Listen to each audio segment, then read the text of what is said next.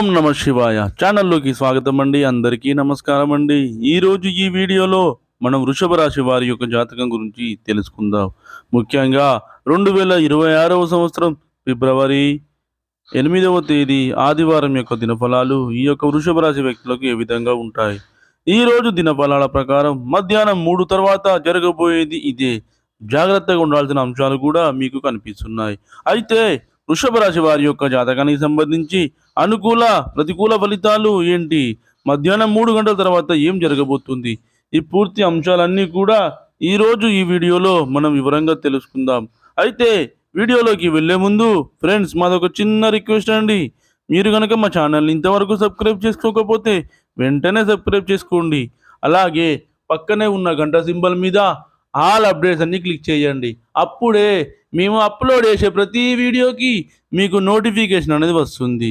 ఇక ఏమాత్రం ఆలస్యం చేయకుండా వివరాల్లోకి వెళ్తే గనక వృషభ రాశి అనేది రాశి చక్రంలో రెండవ రాశి. కృత్తిక 2, 3, 4 పాదాలు, రోహిణి 1, 2, 3, 4 పాదాలు, మృగశిర 1, 2 పాదాల్లో జన్మించిన వ్యక్తులందరూ కూడా వృషభ రాశి కిందికి వస్తారు. ఈ రాశికి అధిపతి వచ్చేసి శుక్రుడు.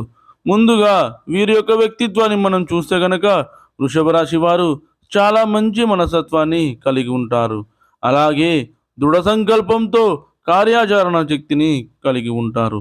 అనుకున్నది సాధించేంత వరకు ఆ విషయాన్ని వదిలిపెట్టకుండా ప్రయత్నాలు చేస్తూనే ఉంటారు. పట్టుదల అధికంగా ఉంటుంది. అలాగే ఏదైనా సాధించాలి అనుకుంటారో దాన్ని ఖచ్చితంగా చివరికి అయినా సరే సాధించి తీరుతారు. అపజయాలను చూసి కృంగిపోకుండా ఆత్మవిశ్వాసంతో అనేక విజయాలు వీరు సాధించగలుగుతారు. అయితే వృషభ రాశి వారి యొక్క జాతకం ప్రకారం చూసినట్లయితే వీరి యొక్క లైఫ్లో ఎప్పుడు ఏ సమస్య వచ్చినా కానీ ఆలోచించి చాకచక్యంతో నిర్ణయాలు తీసుకొని ఆ సమస్యను పరిష్కరించుకోగలుగుతారు. అలాగే వీరి యొక్క లైఫ్లో ఒడిదొడుకులు కూడా ఎక్కువగా ఉంటాయని చెప్పుకోవాలి. భారమైన కుటుంబ బాధ్యతలు కూడా ఈ వృషభ రాశి వ్యక్తులకు అధికంగా ఉంటాయి. అయితే ముఖ్యంగా ఫిబ్రవరి 8వ తేదీ ఆదివారం యొక్క దినఫలాలు చూస్తే మధ్యాహ్నం 3 గంటల తర్వాత నూతన వ్యక్తి పరిచయం అనేది మీకు కనిపిస్తుంది. ఆ వ్యక్తి ప్రత్యక్షంగా కానీ పరోక్షంగా కానీ మీ యొక్క లైఫ్లోకి ఎంటర్ అవుతారు. ఆ వ్యక్తి మూలంగా మీకు ఒక పెద్ద సమస్య రాబోతుందని చెప్పుకోవాలి. అంటే ఆ వ్యక్తి వల్ల మీరు ఒక ఆరోపణ ఎదుర్కోవాల్సి వస్తుంది. జాగ్రత్తగా ఉండాల్సిన పరిస్థితులు అయితే కనిపిస్తున్నాయి. మీరు చేయని ఒక తప్పు మీపైన మోపబడే అవకాశాలు ఆ వ్యక్తి వల్ల ఈరోజు దినఫలాల్లో మీకు ఉండబోతున్నాయి.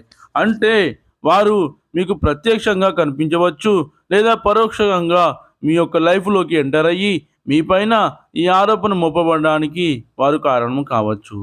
అలాగే వృషభ రాశి వారు ఎవరైతే నూతనంగా ఉద్యోగ ప్రయత్నాలు చేస్తున్న వ్యక్తులు ఉన్నారో ఈరోజు గుడ్ న్యూస్లో అయితే వినబోతున్నారని చెప్పుకోవాలి.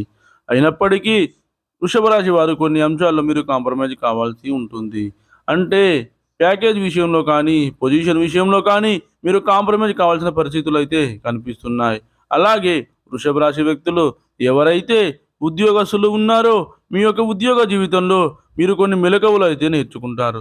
తోటి ఉద్యోగస్తుల్లో ఒకరి నుండి మీ యొక్క ఉద్యోగ జీవితం గురించి కొన్ని మెలకువలు నేర్చుకునే అవకాశాలు అయితే కనిపిస్తున్నాయి. పై అధికారుల ప్రశంసలు మీరు దక్కించుకుంటారు. పెండింగ్లో ఉన్న పనులు పూర్తి చేస్తారు. వ్యాపారస్తులకి కూడా ఈరోజు లాభసాటి ఫలితాలు అయితే కనిపిస్తున్నాయి. అలాగే కుల వృత్తులకు సంబంధించిన వారికి ఈరోజు అనుకూలంగా కనిపిస్తుంది. వ్యవసాయదారులకి కూడా ఈరోజు అనుకూలంగా ఉంది. అలాగే మీరు మీ యొక్క లైఫ్లో ఊహించని కీలకమైన మార్పును కూడా ఈరోజు దినఫలాల్లో చూడబోతున్నారని చెప్పుకోవాలి. అలాగే ఈరోజు దినఫలాల ప్రకారం దూర ప్రయాణాలు చేస్తున్నవారు, ముఖ్యంగా డ్రైవింగ్ ఫీల్డ్లో ఉన్నవారు కానీ ఓన్గా డ్రైవింగ్ చేస్తూ వెళ్తున్నవారు కానీ మీరు జాగ్రత్తగా ఉండాల్సిన అంశాలు అయితే కనిపిస్తున్నాయి. నిర్మానుష్య ప్రదేశాల్లో వెళ్ళేటప్పుడు జాగ్రత్తగా ఉండండి.